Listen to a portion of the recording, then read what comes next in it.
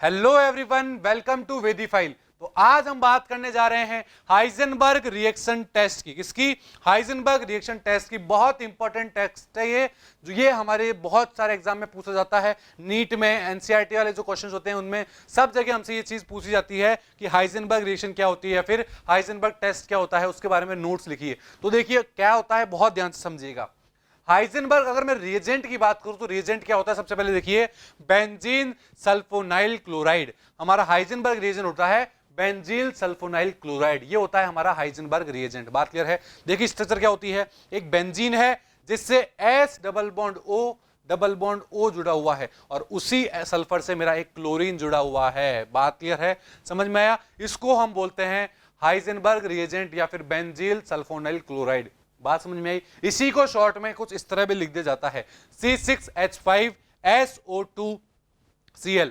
ये भी हमारा वही है, बस हमने यहां पर बेंजीन को C6H5 इकट्ठा करके लिख दिया है। बात क्लियर है? अब ये क्या काम आता है, देखिए 1 degree 2 degree and 3 degree Amin respond in a different manner with Heisenberg reagent. That means यहां पर भी जो हमारे 1 डिग्री 2 डिग्री 3 डिग्री अमीन होंगे वो हाइजेनबर्ग के साथ अलग अलग तरह की रिएक्शन करते हैं। और अगर अलग अलग तरह की रिएक्शन करते होंगे इसका मतलब हम हाइजेनबर्ग टेस्ट से भी 1 डिग्री अमीन को अलग, 2 डिग्री को अलग और 3 डिग्री अमीन को अलग अलग क्या कर सकते हैं, डिफरेंशिएट करते हैं। सबसे पहले बात करता हूं मैं 1 डिग्री अमीन की।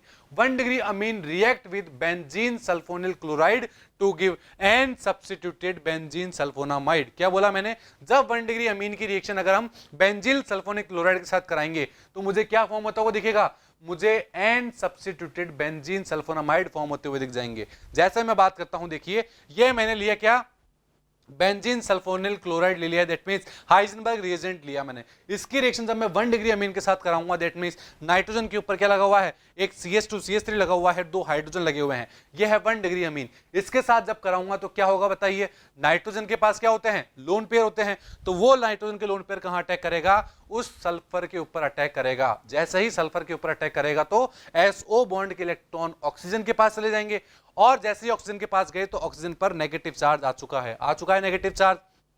अब क्या होगा, देखिए जो नाइट्रोजन पे पॉजिटिव चार्ज है वहां से एक H मेरा बाहर निकल जाएगा, बाहर निकल गया वहां से। अब O पे जो नेगेटिव चार्ज था वो वापस नीचे आया और एक Cl को वहां से क्या किया, बाहर निकाल दिया है। दैट मींस एक HCl का मॉलिक्यूल वहां से बाहर निकाल दिया है। तो प्रोडक्ट क्या बना मेरे पास, देखिए प्रोडक्ट मेरे पास बन चुका है N substituted benzene sulfonamide form हो चुका है। क्या हुआ फॉर्म, देखिए N ethyl benzene sulfonamide form हो चुका है। बात क्लियर है? और ये जो फॉर्म हुआ है ये मेरा कैसा होगा, ये मेरा सॉल्युबल होगा किसके अंदर, एल्कली के अंदर। दैट मींस बेसिक सॉल्यूशन के अंदर क्या होगा, ये मेरा सॉल्युबल होगा ये प्रोडक्ट। बात क्लियर है? अब ये सॉल्युबल क्यों होगा, देखिए उसके बारे में बात करते हैं। The hydrogen atom attached to nitrogen atom in sulfonamide is acidic due to the presence of strong electron withdrawing sulfonyl group। क्या बोला मैंने, जो हमारा H है, जो नाइट्रोजन पे लगा हुआ है वो कैसा होगा, वो मेरा एसिडिक होगा। क्यों होगा एसिडिक, क्योंकि उसके पास एक क्या ग्रुप लगा हुआ है, सल्फोनाइल ग्रुप लगा हुआ है, जो कि एक इलेक्ट्रॉन विड्रॉइंग ग्रुप है। और अगर इलेक्ट्रॉन विड्रॉइंग ग्रुप किसी कार्बन या नाइट्रोजन के पास वाले हाइड्रोजन के ऊपर लगा हुआ हो तो वो मेरा एसिडिक हाइड्रोजन कहलाता है। बात समझ में आई यहां तक? So it is soluble in alkali solution, इसीलिए वो एल्कली सॉल्यूशन के अंदर क्या हो जाएगा, सॉल्युबल हो जाएगा। बात क्लियर है? 1 डिग्री अमीन की बात समझ में आई कि 1 डिग्री के साथ अगर हमने कराया तो और उसको अगर हमने सॉल्युबल किया किसके अंदर, एल्कली सॉल्यूशन के अंदर सॉल्युबल किया तो वो मेरा सॉल्युबल हो जाएगा, क्योंकि वहां पर एक एसिडिक हाइड्रोजन प्रेजेंट होते हैं। अब मैं बात करता हूं 2 डिग्री अमीन की। अगर 2 डिग्री अमीन की रिएक्शन हम किसके साथ कराएंगे, वही हाइजेनबर्ग रिएक्शन के साथ कराएंगे, हाइजेनबर्ग रिएजेंट के साथ कराएंगे, तो N di ethyl benzene sulfonamide form होता हुआ दिखेगा और वो मेरा इनसॉल्युबल होगा एल्कली सॉल्यूशन के अंदर। क्यों? बिकॉज उसके पास कोई भी एसिडिक हाइड्रोजन एटम नहीं होंगे, because it do not contain acidic hydrogen atom. कैसे नहीं होंगे, देखिए रिएक्शन से समझते हैं हम। मैंने लिया वही वापस, देखिए हाइजेनबर्ग रिएजेंट ले लिया है, या फिर मैं बोल दूं बेंजीन सल्फोनिल क्लोराइड ले लिया है। इसकी रिएक्शन जब मैं कराऊंगा 2 डिग्री अमीन के साथ, 2 डिग्री अमीन क्या है, एक नाइट्रोजन है जिसपे CH2 CH3 CH2 CH3 दो ग्रुप लगे हुए हैं इथाइल के और एक हाइड्रोजन प्रेजेंट है। तो यहां पर भी वही होगा, नाइट्रोजन सबसे पहले अपने इलेक्ट्रॉन से अटैक कहां करेगा, सल्फर के ऊपर सबसे पहले अटैक करेगा। जैसे ही सल्फर के ऊपर अटैक करेगा तो SO बॉन्ड के इलेक्ट्रॉन ऑक्सीजन की तरफ चले जाएंगे, तो ऑक्सीजन पे नेगेटिव चार्ज और नाइट्रोजन पे पॉजिटिव चार्ज आ चुका है।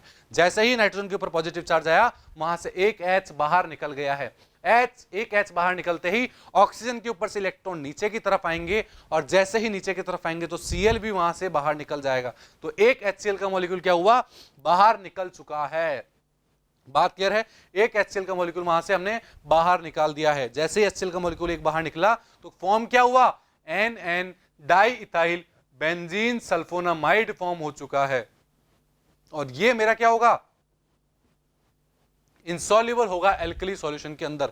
इंसॉल्युबल क्यों होगा, क्योंकि यहां आप इस कंपाउंड में क्या नाइट्रोजन के ऊपर कोई हाइड्रोजन देख पा रहे हो, नहीं, यहां पर कोई भी एसिडिक हाइड्रोजन नहीं है। इसका मतलब क्या हुआ, इसका मतलब ये हो चुका है कि ये मेरा एल्कली सॉल्यूशन के अंदर सॉल्युबल नहीं होगा, इंसॉल्युबल होगा एल्कली सॉल्यूशन के अंदर। बात क्लियर है, ये बात हुई हमारी 2 डिग्री अमीन की।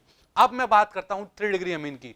3 degree Amin do not react with Heisenberg reagent, वो हमारा हाइजेनबर्ग रिएजेंट के साथ रिएक्शन ही नहीं करता है। इसका मतलब क्या हुआ, इसका मतलब हाइजेनबर्ग रिएजेंट से हम 1 डिग्री अमीन को, 2 डिग्री अमीन को और 3 डिग्री अमीन को क्या कर सकते हैं, सेपरेट कर सकते हैं। कैसे, 1 डिग्री अमीन के साथ जो हमने प्रोडक्ट बनाया था वो प्रोडक्ट मेरा एल्कली सॉल्यूशन के अंदर क्या था, सॉल्युबल था। अगर मैं बात करूं 2 डिग्री में हमारे पास जो प्रोडक्ट बना था 2 डिग्री अमीन के अंदर, वहां पर जो प्रोडक्ट बना था वो मेरा सॉल्युबल नहीं था एल्कली सॉल्यूशन के अंदर, क्योंकि वहां पर एसिडिक हाइड्रोजन नहीं थे। और 3 डिग्री अमीन की रिएक्शन में बात करूं तो 3 डिग्री अमीन मेरा हाइजेनबर्ग रिएजेंट के साथ रिएक्शन ही नहीं देती है। बात क्लियर है, तो this test is used for the distinction of 1 degree 2 degree and 3 degree Amin.